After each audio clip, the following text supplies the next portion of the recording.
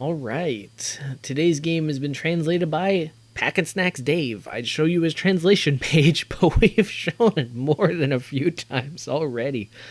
This guy is just doing amazing work out there. Alright, hello and welcome back to Ashgabat Cats, now in English. Today we're playing The Universe Soldiers. Now this is an unlicensed game from Taiwan. So let's get into it. Easy, hard.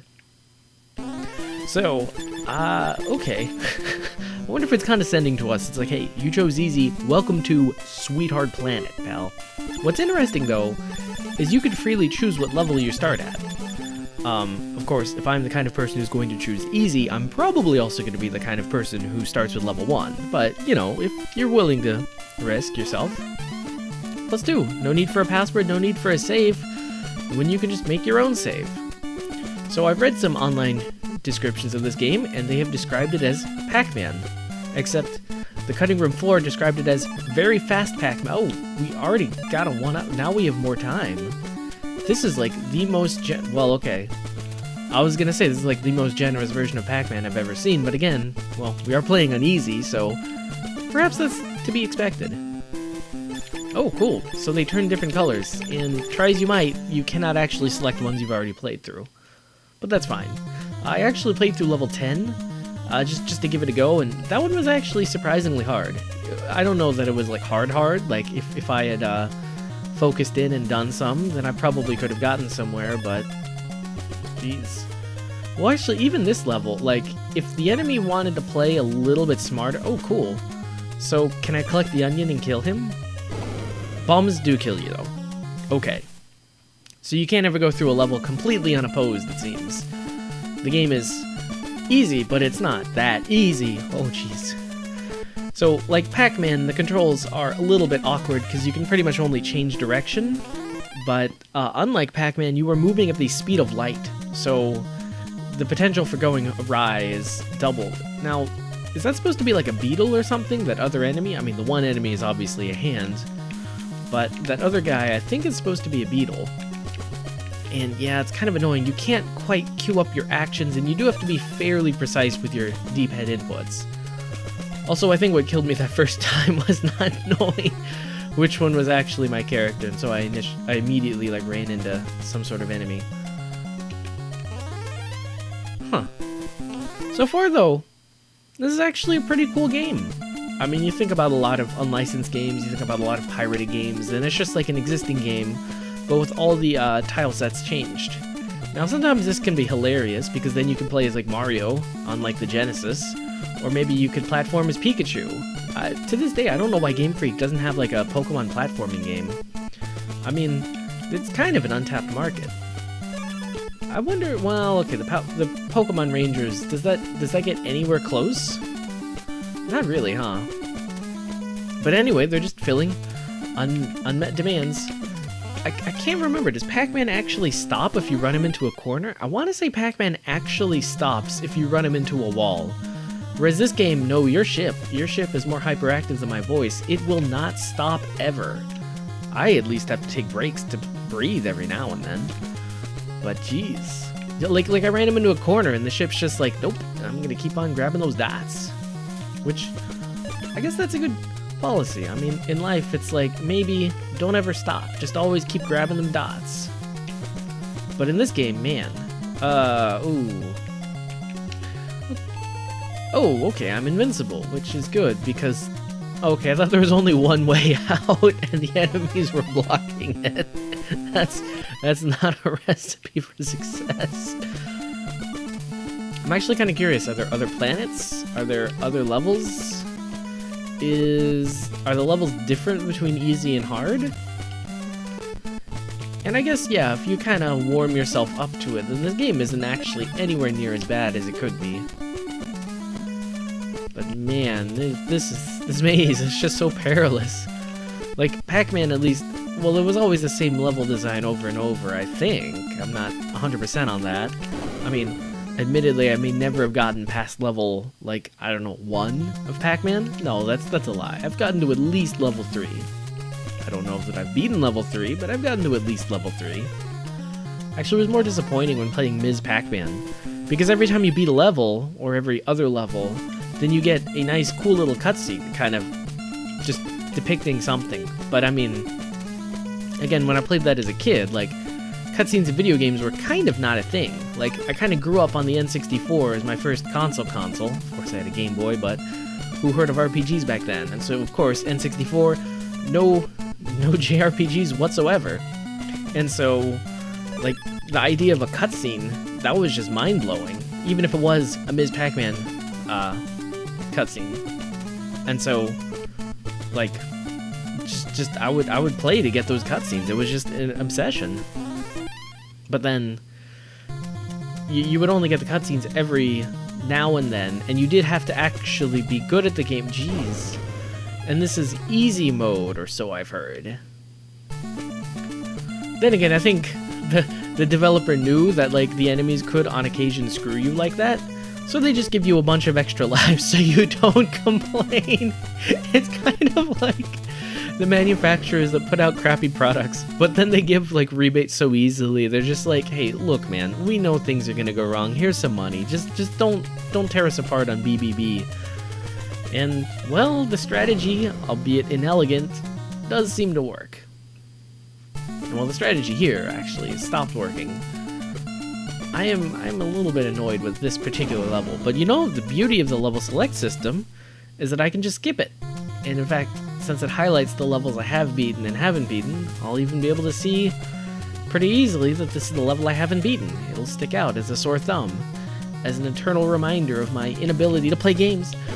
But technically, that's not my inability to play games if the games themselves are making it impossible for me to win, right? Huh. So that was the game over screen. And then, all I did was press start to get rid of the game over screen. Usually that would take you back to the title screen. But, like, this Taiwanese developer, they're like, you know, when I play a hard game and I die, I just want to start over and try to beat it and prove that I'm better than the game. So I'd assume anybody playing this would feel the same way. And you know what, random Taiwanese guy who programmed this at least 20 years ago? I agree.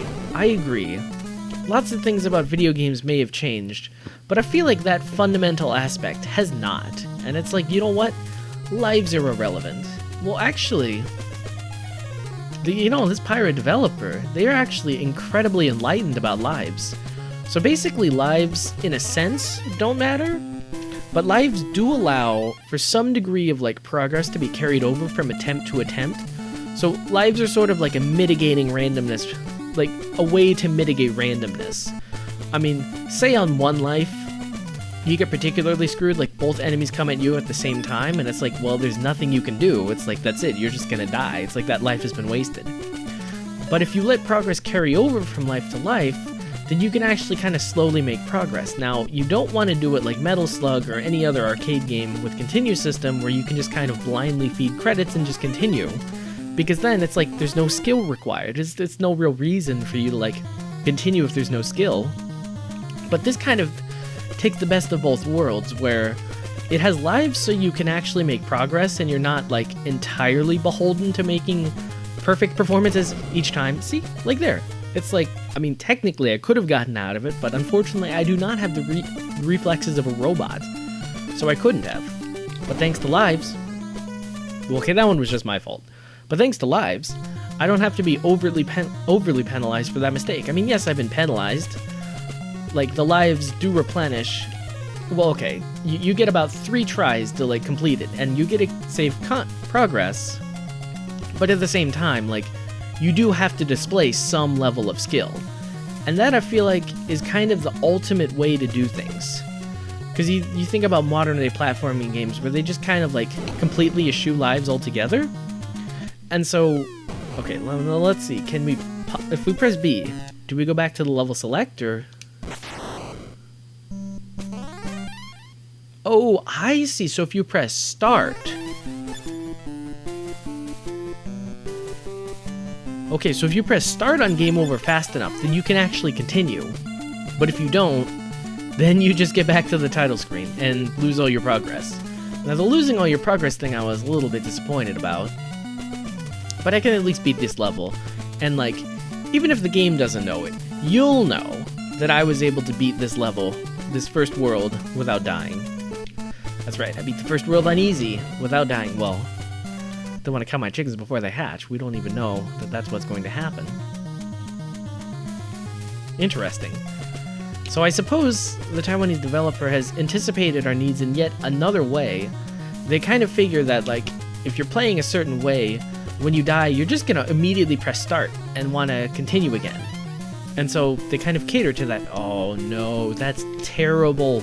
All right, let's restart and see what hard mode has to offer.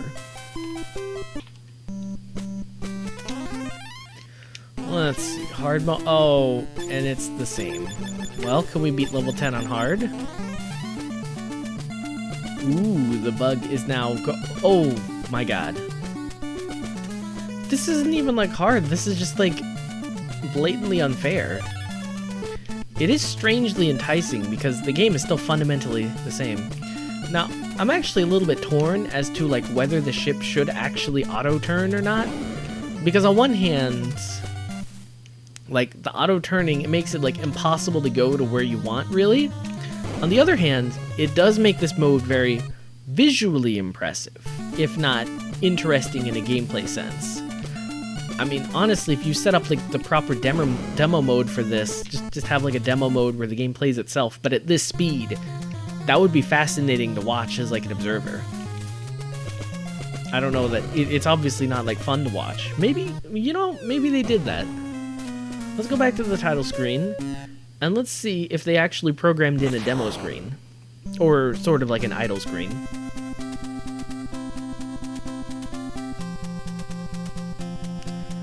I'm ultimately torn on this game. Like, it's on one hand it's Pac-Man, on the other hand it's worse Pac-Man, on the other hand it actually kind of feels good, on the other hand like it's a little bit unfair, on the other hand it gives you infinite lives if you're like quick enough with the start button, on the other hand it's like a bunch of like pointless levels that don't really change anything, on the other hand like it's strangely engaging. Please be super fast, please be super fast. Oh, you're just regular too fast. You know, playing on hard has almost kind of ruined me for all the 3 seconds I did. Now this regular mode almost seems slow. Actually, I wonder if the story was they programmed like regular mode and then they gave it to their friends and they were like, okay, yeah, this is hard, and then they like started playing and then eventually they got used to the speed and they're like, man, that's too easy. And the guy's like, well, you know what, I'm gonna make hard mode, and he just makes the ship go twice as fast.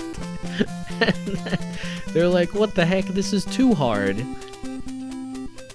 Or actually, no, what if it even went the reverse direction? Like, what if that was the normal, where your ship went twice as fast? He's like, you know, I've always enjoyed the gameplay of Pacman, but I've always felt that it was too slow for my impatient desires. And so he set it on hard, and he blasted right through. Oh geez, so there really are extra worlds. Now I really wish I had not lost all my progress, because I kind of feel like going on to the next world, it might actually have been pretty fun. But I kind of feel like, yeah, if you're going to offer a level select, it's like you might as well go to the next level and also offer a world select as well. Because being stuck playing level 1 every time you start, it's kind of annoying. And I mean, the game, it does move fast, but it doesn't move that fast. Still, the Universe Soldiers. Honestly, this was a cool game, and I'm glad I played it. You don't always find winners when you kind of play some of these randomly translated games, but this one I feel like it was kind of worth it, and I'm glad that this was translated to English. It kind of adds to the overall ambiance, seeing that it's Sweetheart Planet rather than just being assaulted by Chinese characters. I mean, it may not change much, but it does change a lot. Like, it may not change much of the characters on the screen, it might not change much of what you see, but it does change the experience by a lot. Things are kind of weird like that, you know? Well, on that note, with any further progress being blocked, this cat's got a scat.